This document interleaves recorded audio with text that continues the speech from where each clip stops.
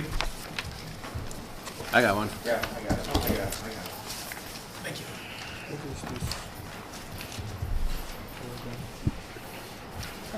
Building feasibility study, $10,000, the extra money. Take a week off and work on it all day. Today was crazy. Oh my goodness. I put on 250 miles today. You did? Yeah.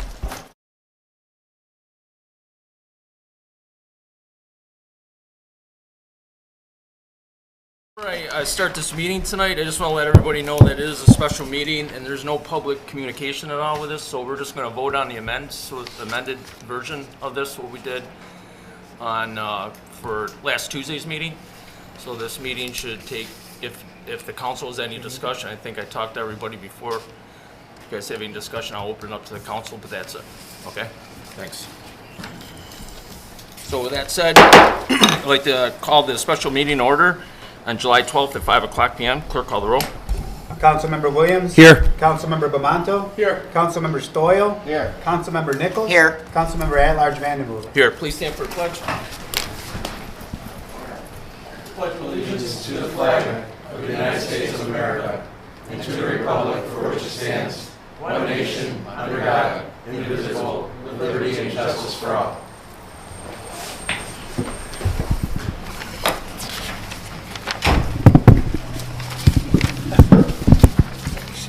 Shall I? Yep. July 12, 2021, notice of special meeting pursuant to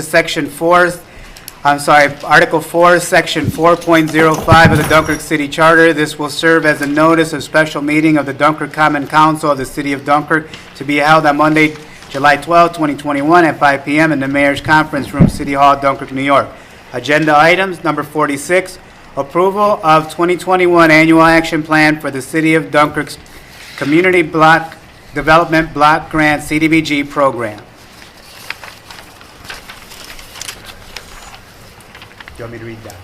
Yeah, you can just read the, Okay, resolution take off number the table first. 46 yeah, just, dash 2021. just with that, I'm just going to make a motion to take it off the table. So move. By Williams. Second. By Nichols. Clerk, call the roll. Councilmember Williams. Aye.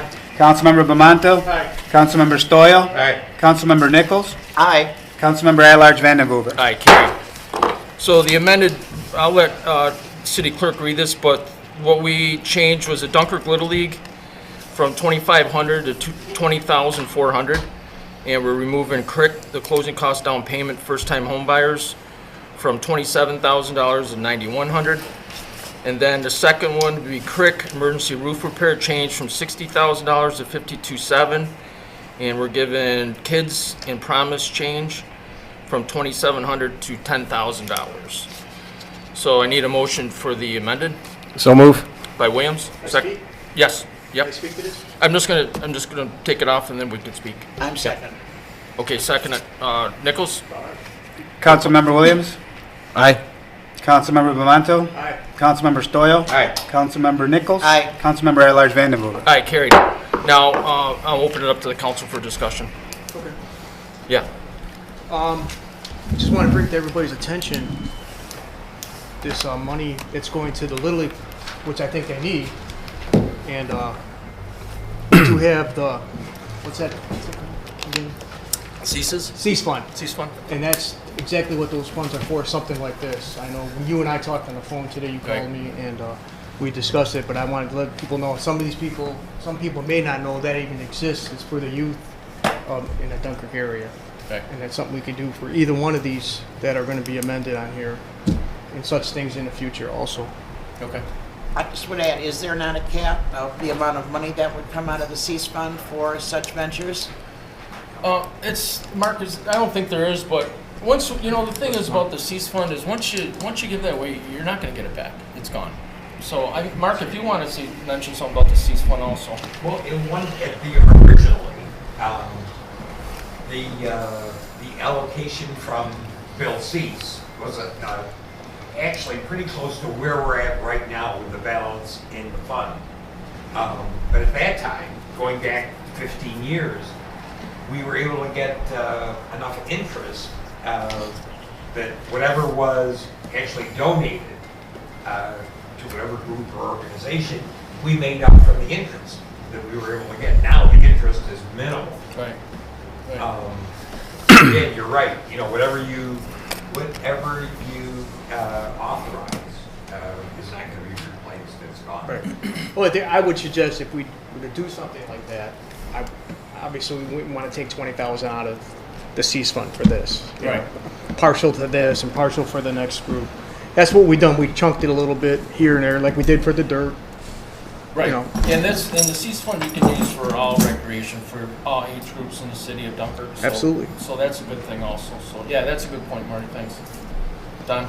Just want to add to with that, one of the reasons why we were looking at doing this, through COVID, all the clubs that would have been donating to Little League to help with this, they've been hurting and struggling. They're just starting to come back, so they didn't have the money to donate to Little League to help with this project. So we figured that this was a good avenue to go in to help with that. It's not going to be something probably that we'll do every year to this extent, but at least this year, because they're in desperate need of some repairs down there. And without the funds to get it from the local clubs that normally donate to it, that's why we decided to make a move like this. And also, you were saying it was more than just the scoreboards going on down there? Fences. All the fences are rotten. Fences for both leagues? Girls and boys? Both fields, I Girls and believe, yeah. boys, yeah. Mayor? I just wanted to say, I want to reiterate what the councilman was talking about here, and with this pandemic, we are in a very unique situation. My recommendation would be that we do use the Bill C's funds for this as opposed to taking it from these other programs. The funds that we're talking about here, and I can defer this discussion to our development director, but these funds are here because we are an entitlement community, and they are here to address poverty issues. There are national objectives that we need to follow. There are strict guidelines that go on with these funds.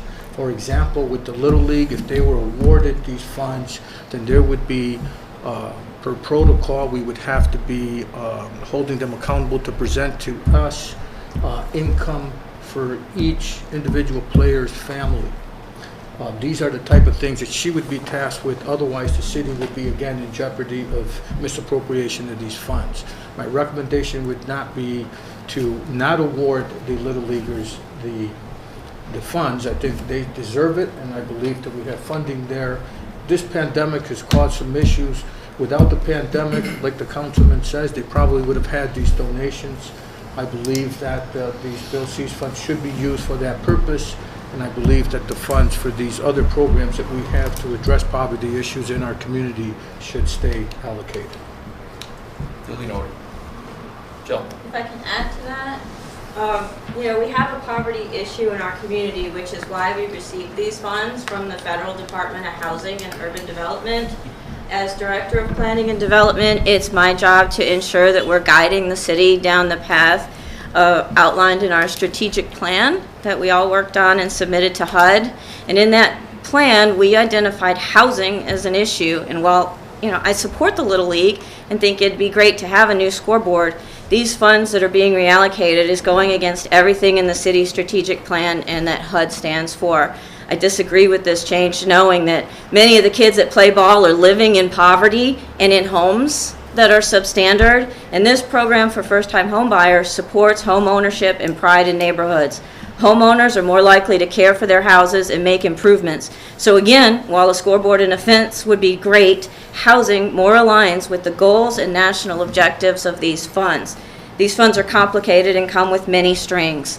Federal regulations must be followed in order to remain in compliance in good standing.